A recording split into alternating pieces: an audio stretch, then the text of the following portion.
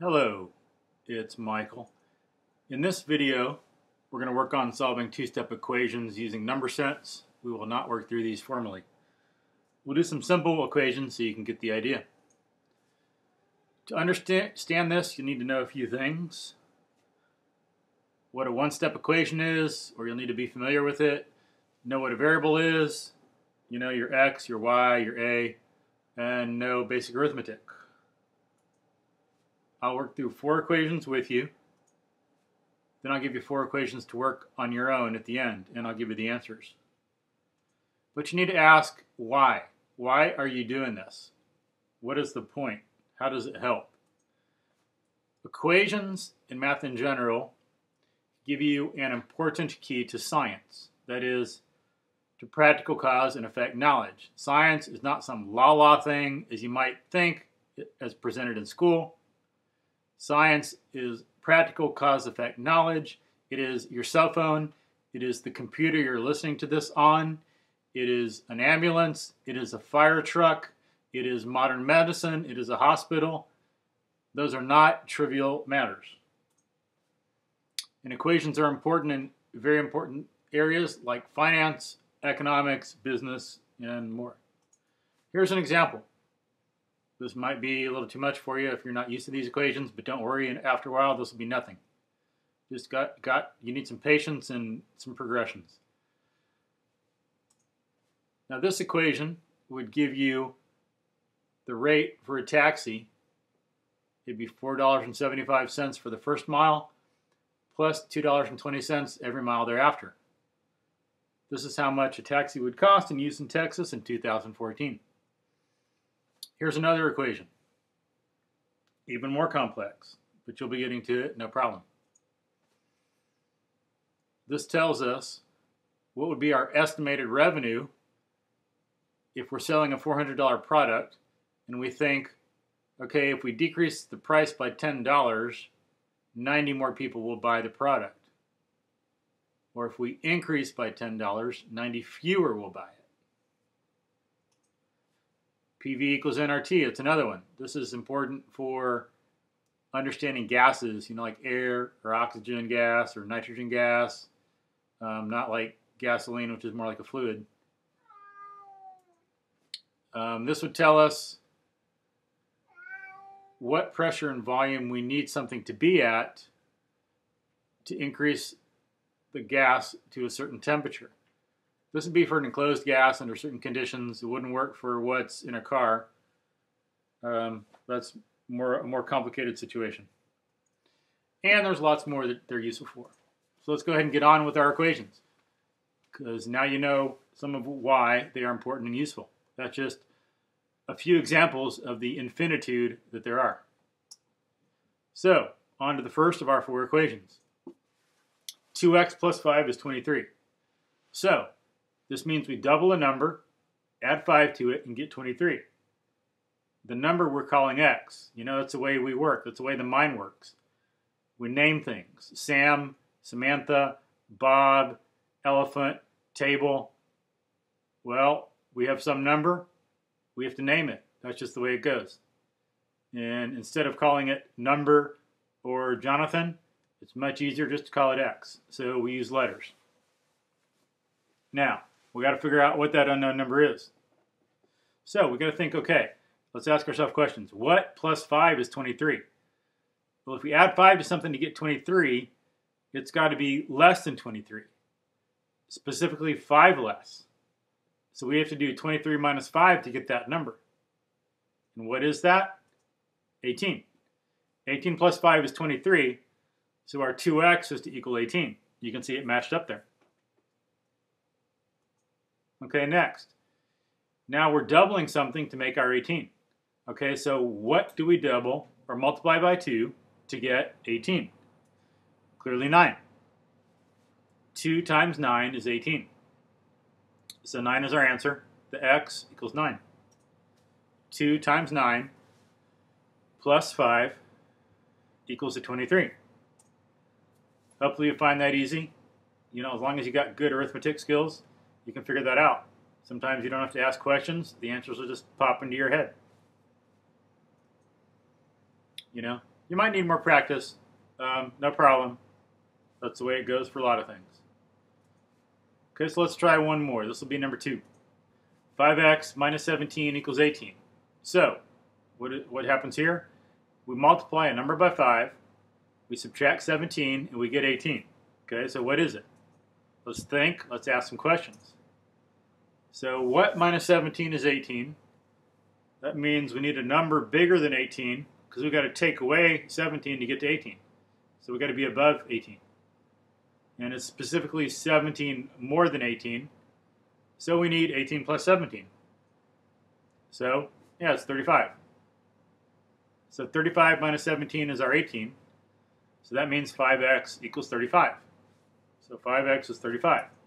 Okay, well, then we got to ask, what do we multiply by 5 to get 35? 5 times what is 35? Clearly 7. 5 times 7 minus 17 is 18. Hopefully you find that easy. Hopefully you can do it. If not, just practice. No problem. But an important thing to remember here is to ask and answer questions of yourself. That's an important skill that drives thinking. It's important for reasoning and discovery. Newton and Galileo and Michael Faraday were very good at it. That's why they were such great scientists. And they weren't in la la land. They made important discoveries that have a big effect on our modern life. So asking questions and answering them is something you should try to master. Not enough people do it, but it makes us more practical and successful in life. You do it, you're ahead of the game. Here's some examples. It's important in choosing good food. So you need to ask, okay, is dietary fat good or bad for you? Okay, well, then you get more detailed. You need to ask some questions like, is it needed for our brains? Is it needed for our nervous system? What about for our cells? And then you need to look at a broad range of evidence. Have primitive cultures eaten it and been healthy? Have ancient cultures eaten it and been healthy?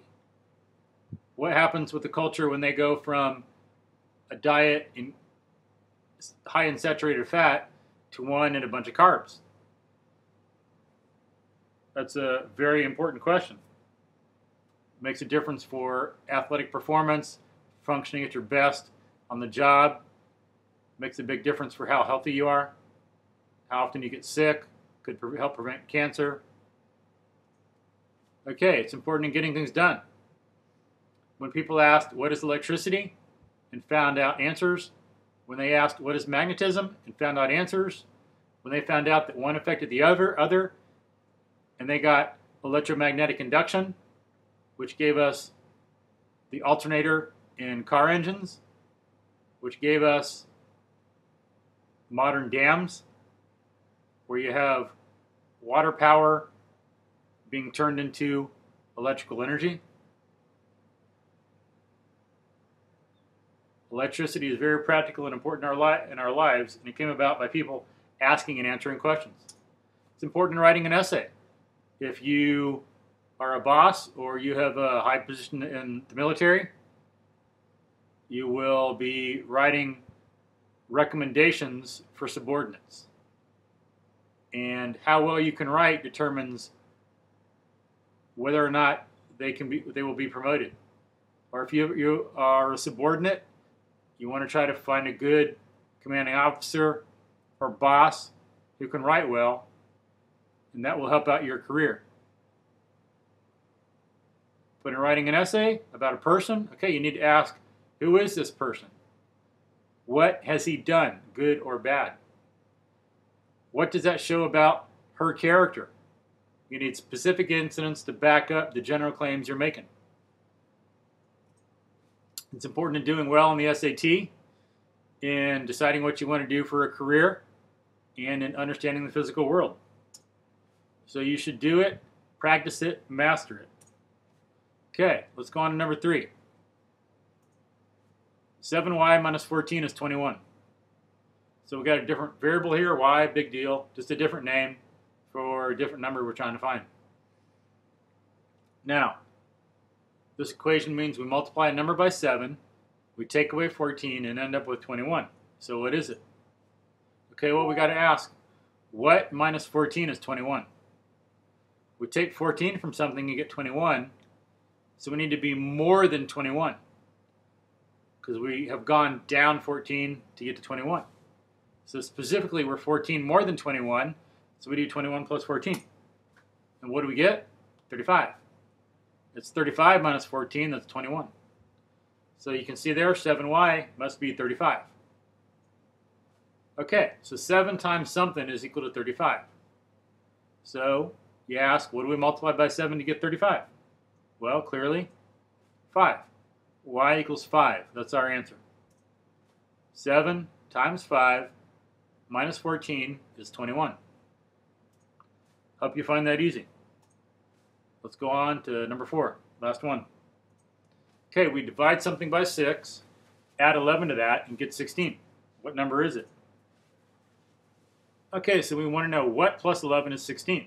Well, if we have to add 11 to get to 16, we must be below 16. Specifically, 11 below 16. Okay, so then we must be at 16 minus 11. What is that? It's 5. 5 plus 11 is 16, so y over 6 must equal to 5. Okay, so 1/6 of something must equal 5. So that means it must be 6 times bigger than 5. So what is 6 times 5 then? Clearly 30. 30 divided by 6 is the 5. So 30 over 6 is 5. Add 11 to that and get 16. Pretty easy. Hopefully you're getting it. Still, maybe you want to practice on your own a little bit with some harder equations. You know, if you're still struggling with this, watch the video again, practice more, no problem. You'll get it. And here's some examples, some exercises you can practice. You can stop the video because on the next page, I will have the answers for you. But try these 4, and then here we have the answers. Hopefully you got them right. Now, you've gone through these. You're ready for more. We can go on and do some harder ones. So good job. Thanks for watching. Hope you have a good day.